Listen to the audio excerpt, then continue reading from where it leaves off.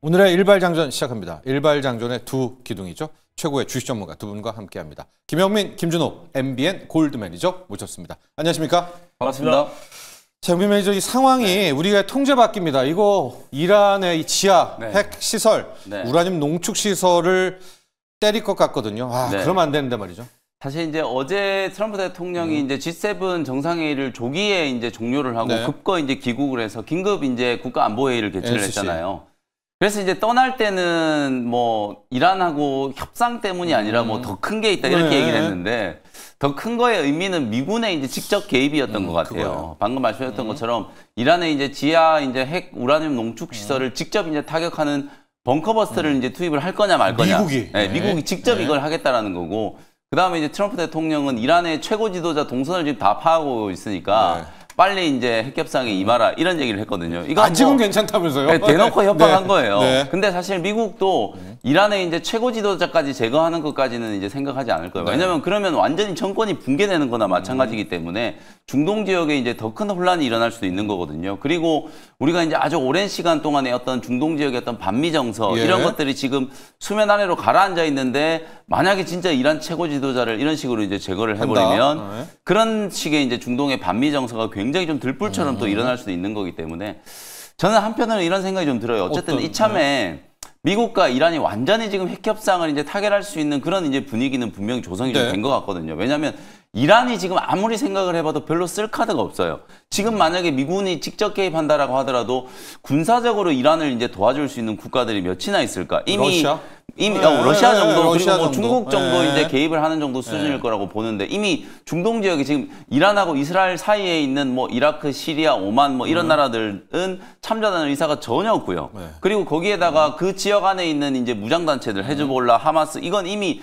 이스라엘이 거의 다 괴멸시켜놨고 트럼프 대통령이 취임하자마자 후티 반군 바로 괴멸시켜놨잖아요. 그러니까 지금 이란은 별로 쓸 수 있는 카드가 없기 때문에 그래서 트럼프 대통령이 저는 굉장히 좀 강하게 이란을 압박을 해서 오히려 여기서 완전히 좀 굴복을 시켜서 최종적인 어떤 핵협상 타결을 이제 이끌어내려고 하는 게 아닐까 이런 이제 생각을 좀 하고 있거든요. 그래서 한편으로는 지금 지정학적 리스크가 좀 부각됐지만 우리가 정말 이게 몇 년째 캐캐묵은 이제 중동발 악재잖아요. 그래서 이번에 트럼프 대통령이 제발 이번에는 좀 러시아 우크라이나 전쟁도 취임 하루 만에 끝낸다라고 했는데 지금 잘 안 되고 있고 미국 내 지금 이제 정서도 지금 굉장히 좀 안 좋고 그러니까 요 중동 문제만은 트럼프 대통령이 제발 조금 강력한 어떤 리더십을 좀 발휘를 해서 좀 깔끔하게 해결을 해주면 오히려 이제 증시의 잠재적인 악재였던 중동의 이제 지정적 리스크를 확실하게 조금 이제 제거할 수 있는 이제 그런 계기가 될 수도 있다라는 것도 좀 참고를 좀 해주시면 좋을 것 같습니다. 좋습니다. 오늘과 내일이 관건이 될 것 같습니다. 정말 미국이 이란 본토를 치는지 마는지가 핵심일 것 같은데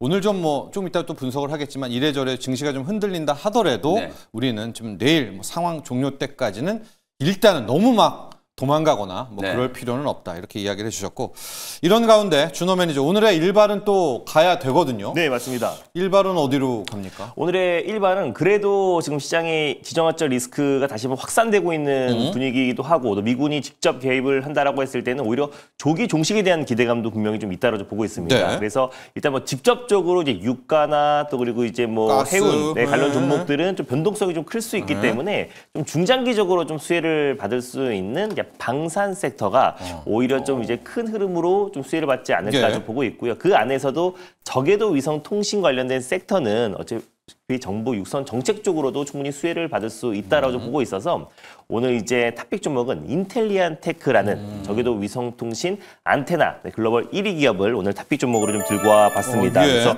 인텔리안 테크 같은 경우는 이제 마찬가지로 좀 최근에 지금 이제 뭐 스타링크뿐만 아니라 영국의 이제 원앱 그리고 또 이제 스카일로까지도 국내 상륙을 좀 임박한 상태이기도 하고요. 정부에서는 국내 공급 협정 승인을 받은 상태이다 보니까 조만간에 스타링크와 원앱 그리고 또 이제 스카일로까지 본격적인 서비스가 좀 시작이 될 수 있을 거라고 보고 있습니다. 이달 아니면 다음 달 초입니다. 맞습니다. 이달 아니면 다음 달 초에 이제 시작이 되는데 이 부분이 이제 예전부터 사실상 지금 이제 많은 이제 대국 후보자들도 계속해서 한국판 스타링크를 만들자라는 한 목소리가 있었기 때문에 결국에 이제 저궤도 위성통신, 그러니까 우주 인터넷에 대한 관심이 굉장히 높아질 수밖에 없다라고 보고 있어요. 그래서 여전히 뭐 지정학적 리스크가 계속 좀 발발하고 있는 상태에서 우리가 랜선을 이제 바닥에 매설하는 부분들은 한계점에 도달했기 때문에 결국 우주 인터넷에 대한 관심이 굉장히 높아질 수밖에 없고 또 정부 차원에서도 강력한 육성 정책이 나올 수밖에 없다고 보고 있습니다. 그래서 적에도 위성통신, 우주 인터넷을 통해서 또 방위산업이 빠르게 성장할 수밖에 없고요. 또 거기에다가 첨단산업 관련된 어떤 이제 인프라까지도 같이 이제 조성이 되는 거기 때문에 적에도 위성통신, 그 안에서도 안테나 글로벌 1위 기업이 바로 또 이제 인텔리아 테크다 보니까 앞으로의 어떤 성장성이 더 빠르게 급진전할 수 있다고 보고 있고 또 특히나 또 이제 한국판 스타링크 또 컨소시엄이 구성된다고 했을 때는 당연히 참여할 수밖에 없는 기업이 저는 인텔리아 테크다라고 보고 있습니다. 적에도 위성통신 안테나 글로벌 1위 기업이고요. 스타링크에 이어서 세계에서 두 번째로 평판형 안테나를 또 국내에서 상용한 기업이 바로 인텔리아 테크인데 최근에 아이온큐 또 이제 양자 컴퓨팅의 또 이제 가장 강자라고 할 수 있는 아이온큐와 MOU를 체결했어요. 그래서 양자 네트워킹을 통해서 위성 통신을 어떻게 혁신할 수 있을지에 대한 어떤 이런 부분들을 모색하기 위해서 MOU를 체결을 했고 앞으로 이제 인공위성에서 드론까지 양자 네트워크를 연결해서 실제 전장에서 어떻게 사용되고 응용 사례를 이제 만들고 있다라고 합니다. 실제로 지금 아이온큐와 같이 협력사가 인텔리아 테크고 향후 이제 저궤도 위성통신, 인공위성을 통해서 향후의 어떤 전장 부분에서 어떤 식으로 양자 컴퓨팅을 네트워킹 할지에 대한 어떤 연구를 같이 모색하고 있는 기업이다 보니까 중장기적인 어떤 이제 국방 또 이제 방위산업 기업으로서도 우리가 좀 관심을 가질 필요가 있다고 보고 있고요. 그리고 또 영국의 이제 원앱이 실적으로 지금 이제 저궤도 위성통신을 통해서 전 세계의 인터넷 서비스, 고속 인터넷 서비스를 공급하고 있는 기업인데 원앱도 지금 국내 상륙을 앞두고 있는 시점이잖아요. 그 원앱과 안테나 공급 레퍼런스를 이제 보유하고 있는 기업이 바로 인텔리아 테크고 실제로 2023년부터 지금 안테나를 출하를 본격적으로 시작했고 앞으로도 국내까지 상륙한다고 했을 때는 또 출하량이 더 늘어날 가능성이 좀 높다라고 좀 보고 있습니다. 그래서 한국판 이제 스타링크에 대한 어떤 속도와 정부 육성 정책까지 같이 연결되고 또 그리고 이제 또 중동발 지정거점 리스크가 다시 한번 확대 기로로 가고 있는 상황이다 보니까 오히려 우리가 방위산업 그 안에서 좀 변동성이 좀 크고 사실 중동발 지정거점 리스크는 계속해서 장기전으로 이어진다고 하더라도 실제로 증시에 미친 영향은 한 3일에서 5일 정도가 거의 평균적이었잖아요. 그래서 이번 주만 잘 지나고 나면은 시장은 빠르게 차분해질 거기 때문에 오히려 네 맞습니다. 유가랑 뭐 또 그리고 또 이제 해운 관련 종목들은 변동성이 크지만 이 방산 섹터는 개별적인 모멘텀으로도 꾸준하게 상승 흐름이 나올 가능성이 높다라는 관점에서 오늘 인텔리아 테크를 탑픽 종목으로 가져와봤습니다. 그렇습니다. 인텔리아 테크 오늘 준호 매니저의 일발이고요. 좀 뻔한 것 같기는 하지만 이러한 중동발 사태가 커지니까 오늘 프리마켓에서는 방산주가 일단은 집중적으로 조명을 받고 시세도 나고 있습니다. 풍산. 하나 시스템은 앞서 말한 원앱을 끌고 들어오는 게 하나 시스템이죠. 맞습니다. 그것도 있고 국내에서 또 저궤도 위성 통신 관련된 사업을 영위하고 있는 기업이기도 하고 맞습니다. 자, 저궤도 위성 통신으로 오늘 인텔리아 테크를 가져오셨지만은 이게 또 방산이랑도 맞습니다. 연관이 있습니다. 아이오큐랑도 협업을 하면서 양자 방산 쪽으로도 같이 확대되고 있는 기업이에요. 그 위성 통신할 때 그 안테나 평평하게 되는 그 안테나로 그걸 받는 그 안테나 제조업체고요.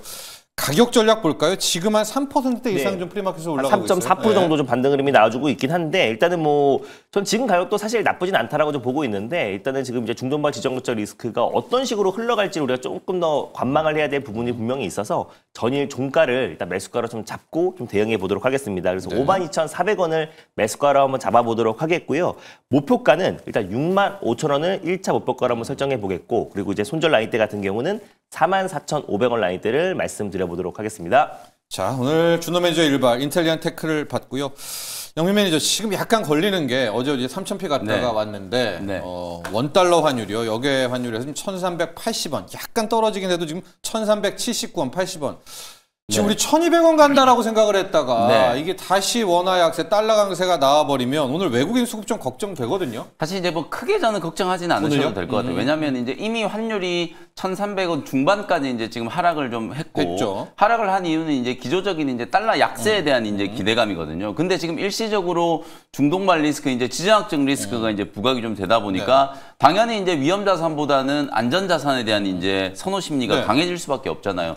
미국채라든지 달러에 대한 이제 선호 심리가 좀 강해지다 보니까 신흥국 통화인 이제 우리나라 이제 원화가 조금 이제 약세 전환된 거. 요건 일시적인 흐름이라고 보고 오히려 또 환율 올라가면 수출주들 입장에서는 좋으니까 조선방산 원전주들은 또 나름대로 이제 좀 숨통이 좀 트일 수도 있거든요. 제가 계속 강조해드리는 것처럼 원달러 환율은 추세적인 하락이다. 다만 너무 급격하게 원달러 환율이 급락, 그러니까 워낙 강세가 좀 나타나 버리면은 우리나라 수출 기업들에 대한 약간의 이제 환율 부담이 좀 생길 수밖에 없기 때문에 중간중간에 이렇게 이제 반등 이후에 또 눌림, 또 반등 이후에 눌림, 이런 식의 이제 흐름이 나타난다라고 하면 외국인 투자자들의 이제 투자 심리 자체에는 저는 크게 이제 악영향을 미치지 않을 거라고 보거든요. 특히 지금 외국인들이 우리 국내 증시를 매수하고 있는 게 환율에 대한 영향도 이제 결정적이었습니다만 가장 좀 큰 거는 저는 정치적인 리스크의 이제 해소. 이게 이제 가장 좀 크다라고 보거든요. 외국인 투자자들, 특히 패시브 펀드들도 우리나라의 어떤 이제 정치적인 불확실성이 제거가 되고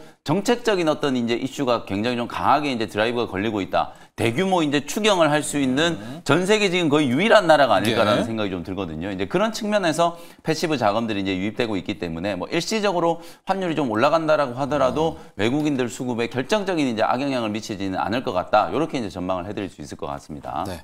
자, 그런데도 유가가 급등하니까 뭐 미국도 정유주가 같고요. 준호 매니저. 요즘 시장에서는 이란 끝날 때까지 뭐 특정 종목이기는 하지만은 흥구석유는 그렇죠. 네. 킵해놔라 뭐 이런 얘기가 있는데 지금 프리마켓에서도 또 중앙에너비스, 흥구석유, 뭐 S-오일은 잘 안 움직여도 이 두 종목이거든요. 그럼 오늘 또 정유주들, 가스도 간밤에 급등했습니다. 가스주들. 뭐 이게 추세는 아니더라도 일시적으로 트레이딩 한번 가볼만 하죠? 맞습니다. 서부텍사스산 중진류 WTI가 4% 정도 다시 한번 급등이 나왔고 이게 사실 이게 중도마 지정학적 리스크가 우리가 여러 번 겪어봤지만 한 번에 끝나지가 않습니다. 지금 47년째 지금 이스라엘과 이란의 지금 이제 내전이 계속 이어지고 있는 부분이다 보니까 일단 바로 이제 좀 잠잠해지나 싶더니 다시 또 이제 또 터지고 또 터지고 하다 보니 유가가 그냥 들썩들썩거려요. 다만 이제 오늘도 이제 흥구석유를 비롯해서 유가가 좀 것들이 갭이 떠서 출발할 텐데 그 변동성이 좀 굉장히 클 수밖에 없고 그리고 결국에 이제 중도마의 지정학적 리스크가 계속 장기화가 된다고 하더라도 결국 시장은 먼저 차분해지기 때문에 일단 변동성이 큰 상태에서 오히려 저는 조정이 나왔을 때 그리고 또 시장이 좀 차분해지고 다시 정상화 됐을 때 어제 같은 날 진입하는 게 맞는 거지 이미 WTI가 지금 이제 폭등한 걸 확인하고 들어가면은 항상 늦는 경우가 굉장히 많았다라는 거를 좀 참고하셨으면 좋겠습니다. 물론 뭐 그 상태에서 갭이 뜬 상태에서 추가적인 상승 흐름이 나올 수도 있겠지만 오히려 지금의 통상 확률 쪽으로 본다고 했을 때는 WTI가 급등한 걸 확인하고 들어갔을 때는 항상 이제 물릴 가능성이라든지 아니면 좀 이제 우리가 좀 늦게 또 진입하는 경우가 굉장히 많기 때문에 오히려 좀 관심이 없고 좀 차분해지고 조정이 나와줬을 때 그때 우리가 진입하는 게 훨씬 더 좀 안정적이고 생각보다 또 안전자산이라고 할 수 있는 금은 또 평온한 모습이에요. 생각보다 금 가격도 안정을 찾고 있다는 거는 이미 좀 중도발 지정학적 리스크에 대한 어떤 내성도 충분히 시작이 좀 생긴 상태이고 이번 주에 이제 미국과 또 미군의 어떤 조치들을 우리가 좀 확인하고 그때 진입하는 것도 나쁘지 않을까 보고 있습니다. 정유주 쪽은 그럼 별로 안 정유주 봐요? 사실은 사실상 이제 변동성 굉장히 도파민 크고 때문에 좀 많이 하시는 것 같아요. 맞습니다. 그래서 이제 변동성을 좀 즐기시고 또 이게 짜릿하신 분들은 분명히 접근할 수 있는 부분이기도 한데 오히려 조금 이제 지나고 나면은 오히려 그러니까는 WTI가 오늘 갭 떴다가 이제 쭉 이제 아랫골을 달고 좀 이제 어느 정도 차익 매물도 출현될 텐데 오히려 그때가 또 진입 시기가 좀 아닌가 단기적인 관점으로 봤을 때는 그래서 오히려 뭐 도파민 부분으로 봤을 때는 요거 외에도 짜릿한 정보도 굉장히 많거든요. 그래서 흥구석유 같은 경우는 오히려 이제 확인하고 들어가기보다 오히려 좀 시장에서 관심이 좀 멀어졌을 때 들어가는 게 오히려 매력적인 구간이 아닌가 보고 있습니다. 좋습니다. 이란 관련한 상황들 이제 환율 쪽 보시고요. 유가 두 개 딱 보시면 됩니다. 환율 쪽은 영민 매니저가 일단은 달러 약세 추세를 바꿀 정도는 아니다. 준호 매니저 정유 가스에 대해서는 일단 오늘 시세 뜨는 걸 쫓아갈 필요는 없다라는 이야기를 해주셨고 그리고 정말 중요한 이야기를 해야 될 것 같습니다. 간밤에 상원 세법안 내용들이 공개가 됐는데 너무나요. 힙이 명암이 뚜렷해가지고 참 들고 계신 분들은 기뻐하겠고 또 명 쪽으로요. 암 쪽은 또 너무나 괴로워하실 것 같은데 암부터 가도록 하겠습니다.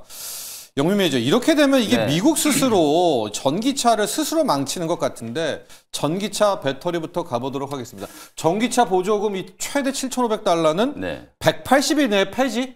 맞습니다. 이래버리면 어떡합니까? 누가 전기차를 살까요? 완전 일몰제가 이제 공식적으로 지금 포함이 됐다는 게 이제 확인이 됐기 때문에 전기차가 일단 가장 직접적으로 좀 타격을 좀 받을 수밖에 없고 거기다가 가뜩이나 이제 테슬라가 또 간밤에 오스틴 이제 공장 가동 중단 뭐 이유에 대한 건 지금 구체적으로 지금 나오진 않았습니다만 그런 이슈까지 나오면서 테슬라 주가도 조금 이제 하락을 했고요. 그다음에 태양광 풍력이 또 2028년이면 완전히 이제 그 지원 이제 보조금이 다 없어지는 너무 빨라요. 이제 그런 상황이다라고 이제 지금 나왔기 때문에 사실상 이제 좀 타격은 받을 수밖에 없다라는 생각이 조금 들거든요.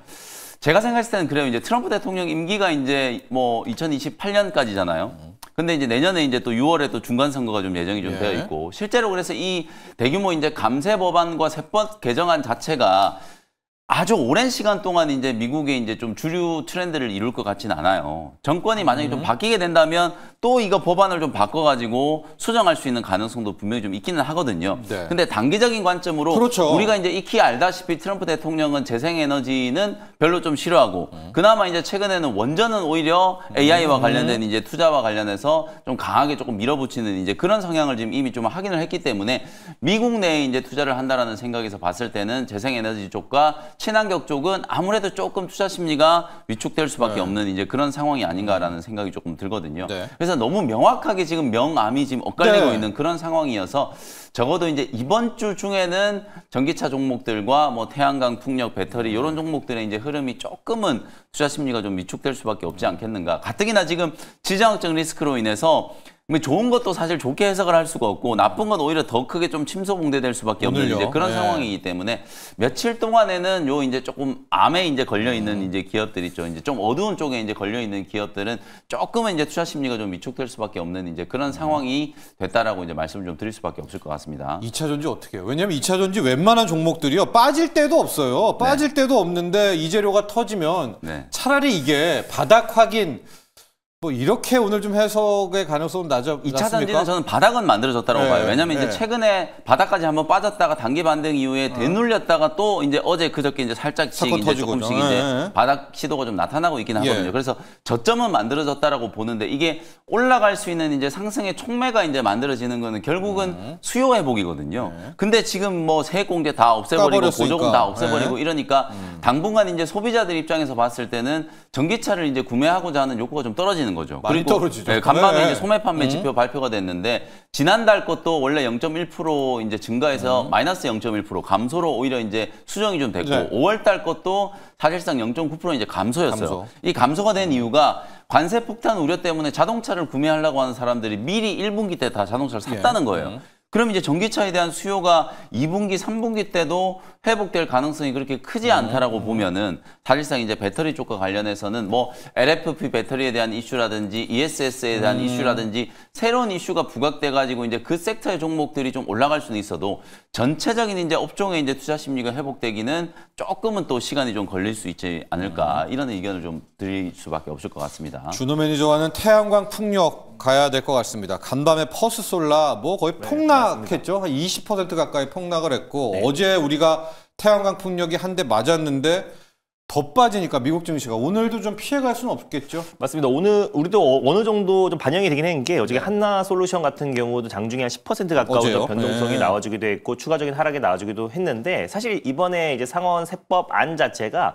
그래도 좀 우리가 기대해 볼 수 있는 게 이게 초안이잖아요. 그래서 이게 초안이고 앞으로도 이제 충분히 좀 수정이 가능하고 또 실제로 이 부분에 대해서 많은 지금 이제 미국의 빅테크 기업들이 이거를 빨리 중단해 달라라고 지금 요청을 한 상태이기도 하고 로비도 한 상태이다 보니까 안 그래도 지금 이제 AI발 어떤 전력난과 지금 데이터 센터 관련된 이제 확충에 있어서 굉장히 전력이 지금 시급한 상태에서 아무래도 원전과 SMR이 가장 대안으로 떠오르고 있긴 하지만은 그걸 건설하는 데까지도 소요모드 원자로도 최소 3년에서 5년이 걸리고 또 그리고 대형 원전 같은 경우는 뭐 10년 넘게 건설이 걸리기 때문에 사실 그게 빠르게 대처되기는 어렵다. 그래서 결국 에너지 믹스로 신재생 에너지와 그리고 또 SMR을 같이 이제 병합해서 갈 수밖에 없는 건데 만약에 지금 이제 세액 관련된 어떤 이제 공제가 서서히 완화가 아니라 오히려 한 번에 폐지가 된다고 했을 때는 결국에 이 부분에 대해서 굉장히 중국에 비해서 산업 자체가 뒤처질 수밖에 없는 거고 공화당 내에서도 반발이 분명히 많았었는데 그래서 결국 이 첨단 산업의 어떤 패권 전쟁에 있어서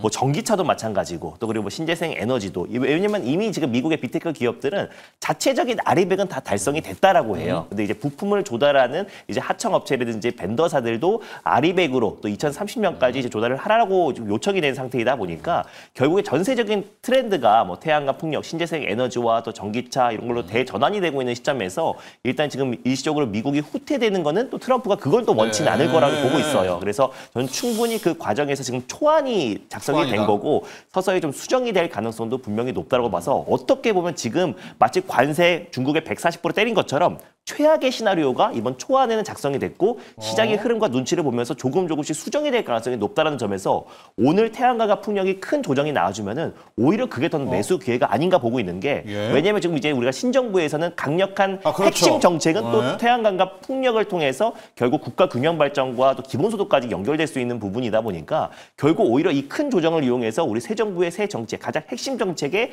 드라이브가 계속해서 걸리고 있는 상태이다 보니까 네, 결국 기후에너지부도 좀 설립을 했고 본격적인 이제 에너지 고속도로의 정책이 나와준다고 했을 때 오히려 이 조정을 이용해서 싸게 태양광과 풍력을 접근한다고 했을 때는 결국 시세가 분출될 수밖에 없다고 보고 있습니다. 하나솔루션 봐주세요. 지금 프리마켓 특징주이기도 한데 하나솔루션이 어제도 급락했는데 현재 프리마켓에서도 6% 가까이 추가 급락이 함께 맞습니다. 나오고 있는데요.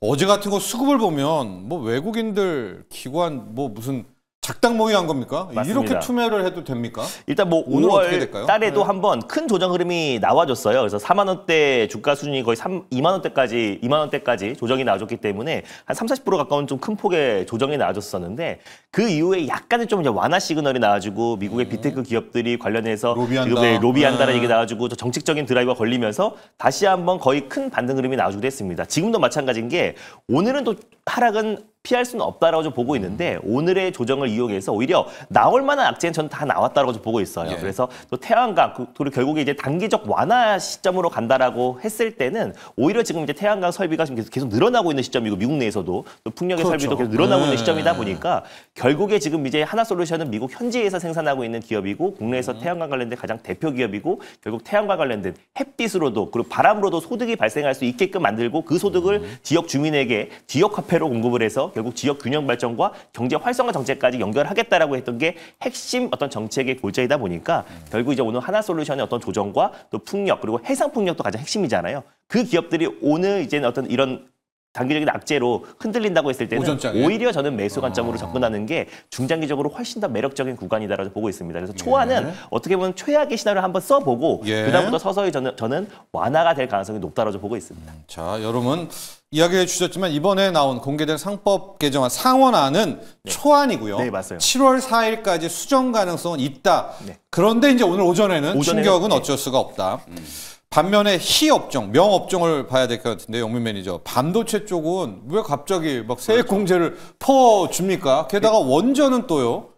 또 2033년 전까지 지으면 맞습니다. 또 싹 빼줍니다, 세금. 이게 트럼프 대통령이 뭔가 이제 일관성이 없는 것처럼 보여도 이렇게 이제 법안을 추진하는 걸 보면 명확한 이제 일관성이 있어요. 결국 이제 미국을 다시 위대하게 좀 더 구체적으로는 미국의 제조업을 다시 위대하게. 그러니까 결국 반도체도 미국의 제조업의 가장 핵심적인 근간이 될 수밖에 없잖아요. 그래서 미국 내의 반도체에 대한 투자에 대한 세액 공제를 25%에서 30%로 오히려 더 늘려주겠다. 이런 이제 얘기를 한 거고 보조금은 싫어하지만 또 트럼프 대통령이 세금 깎아주는 건 굉장히 좋아한단 말이에요. 이런 일관성이 좀 나타나고 있는 분야가 반도체다. 특히 최근에 이제 반도체 업종의 이제 분위기가 또 워낙 좋았었던 건 요것도 하나의 저는 또 일조를 했다라고 보거든요. 그래서 트럼프 대통령의 어떤 관세 우려라든지 이런 보조금과 관련된 어떤 악재에서 해소가 좀 돼버리니까 업황은 원래부터 좋았단 말이에요. 근데 트럼프 대통령이 들쑤시니까 반도체가 이제 갈팡질팡 하다가 이제 그야말로 이제 본격적인 상승 추세를 만들고 있는 거다. 간밤에 또 엔비디아도 계속해서 지금 목표가 막 지금 $200, $210 계속해서 지금 상향하는 이제 목표가들이 나오고 있고 마이크론 테크놀로지라든지 인텔이라든지 이런 기업들이 직접 수혜를 입을 수 있는 가능성이 있고 TSMC라든지 앞으로는 뭐 우리나라 이제 삼성전자와 SK 하이닉스도 미국 정부와 협상을 하겠습니다만 어쨌든 미국 내에 이제 반도체 제조 시설에 이제 투자 요거 이제 세액 공제가 이제 늘어난 건 분명히 이제 호재다. 그래서 지금 D램 가격도 계속해서 지금 상승하고 있는 상황이고 뭐 HBM 시장에 대해서는 뭐 말씀드리지 않아도 워낙 지금 포항이기 때문에 SK 하이닉스 목표 주가 지금 뭐 30만 원 이상으로 다 올려잡고 있는 상황이거든요. 그런 흐름들을 감안하면 적어도 이제 오늘 발표된 이 세제 개혁안이라든지 감세안과 관련해서 반도체는 가장 명확한 좀 수혜 업종으로 부각이 좀 되고 있다. 그래서 오늘 미국 증시 나스닥 지수가 뭐 급락 아닌 급락이 좀 나왔습니다만 그래도 반도체 업종은 비교적 좀 견조한 흐름이 이제 나왔다라는 것도 우리 국내 증시의 최후의 좀 안전판. 특히 어제 SK 하이닉스하고 삼성전자가 좀 오버해서 올라가다가 어제 코스피 지수의 변동폭이 73포인트나 됐단 말이에요. 워낙 좀 어마어마한 이제 변동성이 나왔는데 결국 오늘도 SK 하이닉스를 중심으로 반도체 종목들이 얼마나 버티느냐에 따라서 시장의 이제 변동성이 좀 결정될 수밖에 없기 때문에 네. 오늘 시장의 이제 안전판 역할은 결국 이제 반도체 업종에 할 가능성이 좀 높다. 이렇게 이제 전망을 좀 해드리겠습니다. 종목까지 가보죠. 뭐 SK 하이닉스에 대한 이야기는 여러분 많이 아실 테니까 소부장 쪽으로 좀 가서 오픈 엣지 테크놀로지 지금 네. 좀 반응이 나오고 있고 어제도 이스페타 시수 나오고 있고. 트럼프가 이 정도로 반도체 진심이라면 우리 소부장 쪽에서는 그렇죠. 어떤 좀 주목해볼 종목이 있을까요? 제가 어제도 말씀드렸다시피 저는 방금 이제 우리 네. 앵커님이 그 브리핑 해주실 네. 때 3,000포인트 뚫을 때 주인공이 누구냐? 네. 저는 코스피 3,000 뚫을 때 주인공 삼성전자는 절대 아닐 거라고 보거든요.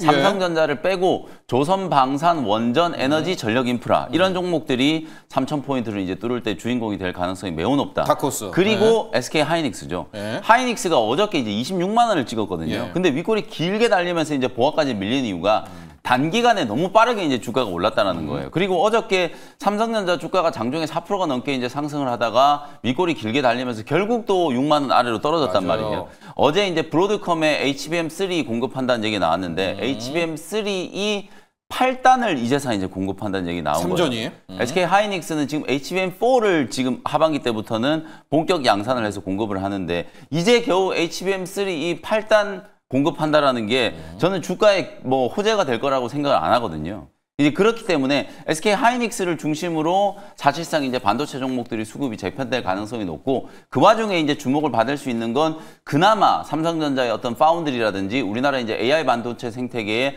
팹리스 관련된 기업들. 그래서 오픈 엣지 테크놀로지를 어제도 이제 말씀을 좀 드렸던 거고 오늘도 주가가 지금 8% 가까이 이제 급등을 하고 있거든요. 네네네. 특히 또 오픈 엣지 테크놀로지 같은 경우는 미국 반도체 기업들과도 협력을 좀 하고 있고 국내 이제 AI 이슈와 관련해서는 사실상 이제 오픈 엣지 테크놀로지가 지금 상장되지 않은 이제 퓨리오사라든지 리벨리온이라든지 이런 기업들이 지금 상장이 안 되어 있는 상태이기 때문에 상장된 기업들 중에서는 GPU라든지 NPU 같은 거 이제 설계를 할 수 있는 이제 기업으로 오픈 엣지 테크놀로지라든지 뭐 칩셋 미디어 같은 네. 이제 이런 기업들이 이제 좀 꼽히고 있는 상황이기 때문에 아무래도 소부장단의 종목들은 또 다시 한번 이제 상승이 좀 탄력을 좀 받을 수 있다. 특히 주가가 지금 너무 많이 빠져 있는 상황이기 때문에 뭐 가격적으로 봤을 때는 부담이 없는 위치라는 생각이 좀 들거든요. 네. 그래서 팹리스 기업들 중에서는 지금 현재 뭐 최선호 종목은 오픈 엣지 테크놀로지가 아닐까 이렇게 이제 말씀 좀 드리겠습니다. 자, 트럼프가 불어주는 반도체 훈풍이고요. 국내적으로 이재명 대통령은 지금 파운드리의 또 진심이기 때문에 항상 팹리스 네. 쪽 얘기를 하고 있고요.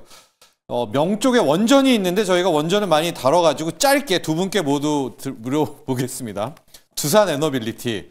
어제 드디어 이제 공매도들이 이제 시작이 됐어요. 지금 공매도들이 전체 다 지금 막 늘어나고 있어요. 늘어나고 있거든요.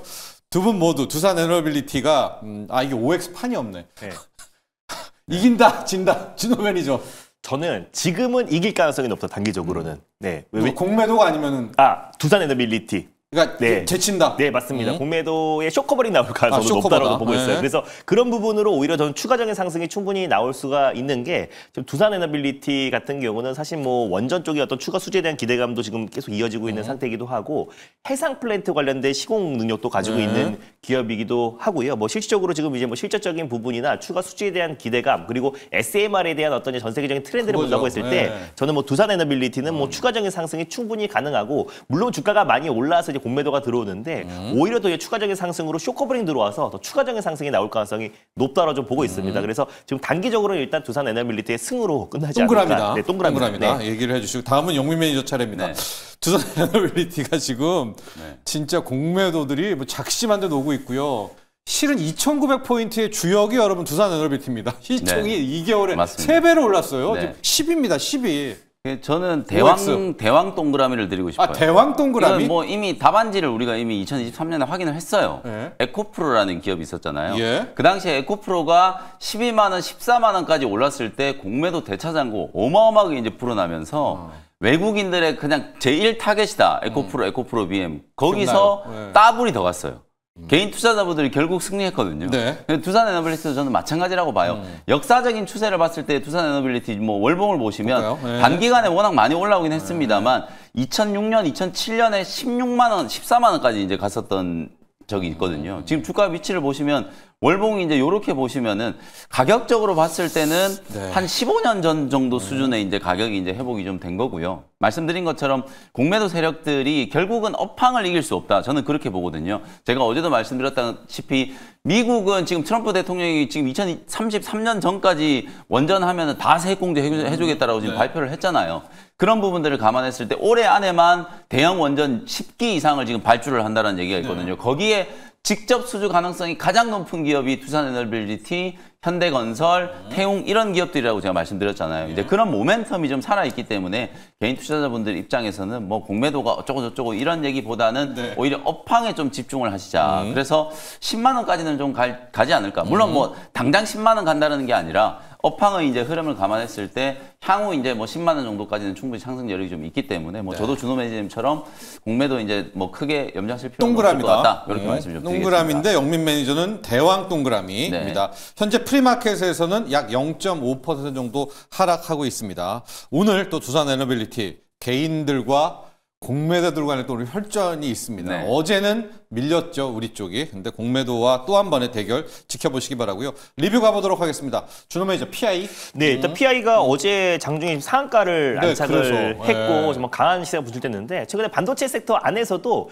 일단 유리기판에 대한 관심이 굉장히 높아지고 있어요. 뭐 상용화 시기는 조금 걸리긴 하는데 그 기대감이 굉장히 높아질 수밖에 없는 게 이제 삼성전자가 이제 본격적으로 지금 글로벌 전략 회의에서 앞으로의 미래 먹거리는 결국 이제 유리기판과, 그러니까 한마디로 차세대 패키징인데 그 차세대 패키징의 기존의 어떤 이제 실리콘 인터포저에서 이제 글라스 인터포저로 대체를 해서 결국 유리기판이 핵심의 낙점이 될 가능성이 높고 그다음에 로봇이다라고 언급을 했습니다. 그래서 이런 부분들이 이제 삼성전자가 공식적으로 또 이제 유리기판 또 이제 글라스 인터포저 관련된 소식을 전했기 때문에 그 기대감으로 어제 유리기판 기업들이 전체적으로 상승 흐름이 나와줬고 또 뿐만 아니라 지금 데이터 센터가 전 세계적으로 계속 좀 확충이 되고 있는 상황이잖아요. 데이터 센터의 유리기판이 거의 필수로 좀 떠오르면서 유리기판 기업들이 전반적인 상승 흐름이 나와줬고 또 삼성전기도 지금 미국의 이제 빅테크 기업들에게 유리기판 샘플을 좀 공급하고 있다는 소식까지 나와주면서 전반적으로 반도체 섹터의 유리기판이 전반적인 투심을 회복시키고 있다고 보시면 될 것 같습니다. 그 안에서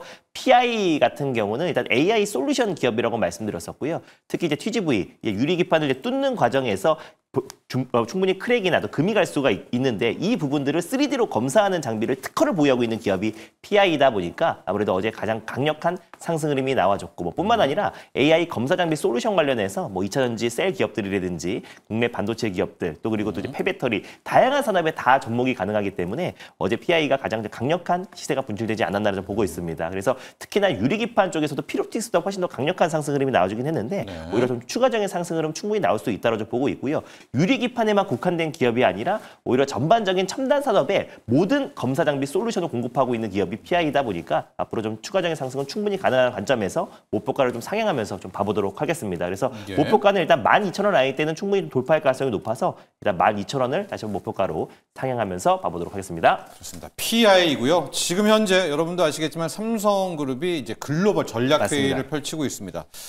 제가 이제 현직 기자가 아니라 가지고 취재가 안 되는데 좀 물어봐도 잘 소식은 안 나오는데 뭐 어쨌든 그 글라스 인터포저 그러니까 약간 유리기판 얘기는 좀 나오는 것 같아요. 로봇 얘기도 좀 나오고 그래서 어제 좀 유리기판 쪽에 시세가 나왔다 이렇게 정리를 해보시면 될 것 같고 재료용 전기 갈까요, 영민 매니저? 어제 유일하게 남았어요. 재료용 전기만. 사실 이제 살아남기는 했는데 조금 아쉬워요. 어제 이제 뭐 분위기를 한번 좀 끌어올릴 수 있는 남북 경협 쪽도 이슈가 있었잖아요. 그렇죠. 어제 개장 전부터 북한의 이제 고위급 인사가 평화 모드가 안착이 좀 된다면 9.19 군사 합의를 다시 복원할 수도 있다. 이런 발언을 했거든요. 그게 이제 남북 경협에 또 이슈가 좀 되면서 어제 재룡전기하고 특히 현대 엘리베이터 요게 이제 좀 강하게 상승을 좀 했고 특히 재룡전기는 이제 전력 인프라 쪽 중에서 배전 변압기, 중소형 이제 배전 변압기 쪽에 또 강자다 이렇게 이제 말씀을 좀 드렸었죠. 피크아웃에 대한 우려는 충분히 이제 주가에 이제 좀 녹아들면서 고점 대비 이제 조정이 조금 들어왔었기 때문에 저는 이제 오히려 이제 재룡전기가 당분간은 이제 주가가 너무 많이 빠진 낙폭 가대 업종, 낙폭 가대 종목으로 그리고 또 남북 경협 이슈는 조금 부가적으로 하나의 이제 좀 테마가 될 거라고 이제 보여지거든요. 그래서 워낙 많은 종목들 HT, 현대 일렉트릭, LS 일렉트릭, 효성중공업 뭐 다 신고가 치고 어제 또 산일전기도 거의 신고가 근처까지 갔다가 윗골이 좀 길게 이제 달리면서 좀 차익 매물 나오긴 했습니다만 오늘도 오늘도 저는 전력 인프라 쪽 종목들 강하게 좀 상승할 거라고 보거든요. 아까 우리 세제계약안에 수혜 업종을 지금 반도체하고 원전 얘기했지만 더 큰 수혜가 예상되는 건 또 전력 인프라 쪽이에요. 이 대규모 이제 전력 인프라에 대한 이제 투자도 전면적인 이제 세액 공제를 해주고 미국은 스타게이트 프로젝트가 이제 올해 하반기 때부터 본격적으로 이제 착공이 될 거거든요. 그러면 데이터 센터와 전력 인프라에 대한 이제 투자가 같이 진행될 수밖에 없는 상황이기 때문에 미국에 수출하는 이제 변압기, 뭐 배전반 이런 거 이제 만드는 기업들은 그야말로 이제 초호황 사이클이 계속 좀 이어질 수 있는 가능성이 좀 높다. 업황과 남북 경협의 어떤 테마 뭐 이런 것들을 감안했을 때 가격적으로 이제 부담이 없는 위치이기 때문에 뭐 한 5만 원 정도까지는 단기 반등을 조금 공략해 볼 수 있는 위치가 아닐까. 이렇게 이제 재롱전기는 의견을 좀 말씀을 좀 드리겠습니다. 자, 이렇게 또 정리를 하고요. 영민 매니저, 일발장전 가야 될 텐데 오늘은 어디로 갑니까? 이 준호 매니저하고 좀 겹쳤어요. 그래서 약간 조금 이제 신경이 좀 쓰이기는 하는데 저도 네. 방산? 오늘 이제 방산주를 좀 갖고 예. 왔거든요. 근데 아까 준호 매니저님이 잘 설명해 주셨다시피 이걸 너무 우리가 흥구석유나 뭐 이렇게 단기간에 급등하는 이런 테마로 좀 보지 마시고 네. 어차피 K방산은 이란하고 이스라엘 이제 전쟁이 터지기 전에도 워낙 잘 나갔잖아요. 맞아요. 잘 나갔는데 요번에 또 전쟁 이슈가 부각이 되니까 또다시 이제 시장에서 더 가겠구나. 이런 이제 기대감이 이제 반영이 좀 되는 거기 때문에 제가 이제 어제 원전 종목도 두산도 딱 6만 원 깨지면 이제 눌림목 5일선 눌림목 들어오니까 매수하시면 된다라고 말씀드렸던 것처럼 방산주도 좀 마찬가지로 5일선 이제 눌림목이 들어오면 좀 살 수 있는 위치가 아닐까라는 생각이 좀 들어서 오늘은 풍산이라는 종목을 소개를 조금 해드리도록 하겠습니다. 조금 늦은 감이 없지 않아 좀 있어요. 한 7만 원, 8만 원대 소개를 해드렸다면 얼마나 좀 좋았을까 싶긴 한데 그럼에도 불구하고 이제 아쉬움을 달랠 수 있는 상승 여력이 저는 더 남아있다라고 이제 보고 오늘 이제 풍산을 한번 소개해드리는 거고요. 풍산은 뭐 국내 유일의 탄약을 만드는 기업, 총알 만드는 기업이라고 이제 보시면 되거든요. 증설 투자도 굉장히 좀 강하게 하고 있고 특히 풍산이 이제 작년, 재작년에 계속 주목을 받았던 이유가 러우 전쟁이 이제 발발을 하면서 거기에다가 탄약을 어마어마하게 또 많이 수출을 했어요. 뭐 그런 부분들이 있기 때문에 사실은 최근에 또 주가가 오히려 좀 머뭇했던 이유는 러우 전쟁이 이제 곧 끝날 거잖아. 그러면 실적 안 좋아지는 거 아니야? 요것도 결국 피크아웃에 대한 우려 때문이었거든요.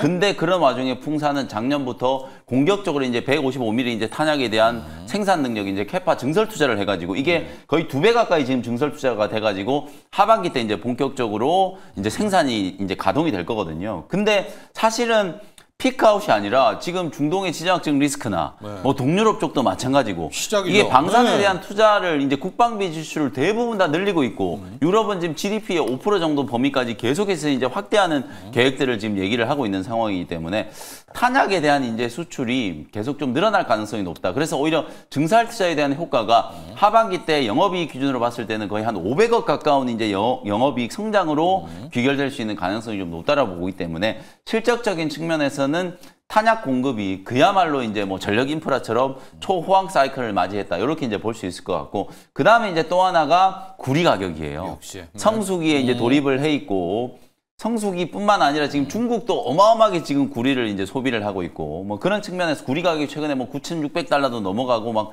9,400, 9,600달러, 곧 10,000달러도 이제 넘어갈 것 같거든요. 이제 이렇게 구리 가격이 이제 폭등을 하다 보니까 결국 또 구리 가격과 관련된 대표적인 수혜주도 풍산이라고 이제 볼 수 있거든요. 요 두 가지가 이제 가장 결정적인 모멘텀이다. 그리고 지금 우리나라의 방산주들 하나 에어로스페이스를 필두로 하나 시스템, 뭐 LIG 넥스원, 현대로템 이런 기업들이 평균적으로 PER이 20배에서 한 30배 정도를 받고 있어요. 근데 그 PER이 정당화될 정도로 수주가 굉장히 지금 빠르게 늘어나고 있기 때문에 방산 기업들이 꺾이지 않고 지금 계속 올라가는 거거든요. 근데 풍산은 그 기업들의 평균적인 PER 뭐 한 15배, 뭐 20배, 뭐 그 정도로만 생각하더라도 사실상 이제 풍산은 부품 기업이잖아요. 사실은 뭐 완제품을 만드는 기업이라기보다는 기자재 종목으로 이제 보면 조금 디스카운트해서 다른 기업들보다 이제 뭐 멀티플을 한 50% 정도 디스카운트해서 PER 한 10배 정도만 해도 적정가가 한 14만 원 정도 나오는데 지금 현재가가 10만 원 정도에서 움직이고 있거든요. 그러니까 굉장히 보수적으로 다른 방산 기업들 대비해서 멀티플을 50% 정도 할인해도 10배 정도 간다 치면은 사실상 이제 14만 원에서 15만 원 정도까지 올라갈 수 있는 여력이 아직도 남아 있는 구간이기 때문에 그래서 최근에 이제 많은 증권사들이 풍산은 아직도 저평가다, 올라갈 수 있는 여력이 많이 있다, 남아 있다, 이렇게 이제 분석을 좀 하고 있는 거라고 보시면 되거든요. 예. 여전히 이제 저평가 매력이 있기 때문에 단기간에 급등한 걸 제외를 하면은 충분히 좀 매력적이다, 이렇게 이제 말씀을 좀 드릴 수 있을 것 같고요. 가격 전략이 이제 문제인데, 네. 지금도 이제 프리마켓에서 한 5% 정도 또 좀 갭을 뜨고 있는데, 네. 10만 5천 원을 제가 딱 정해드릴게요. 그래서 10만 5천 원 위에서는 매수하지 말자.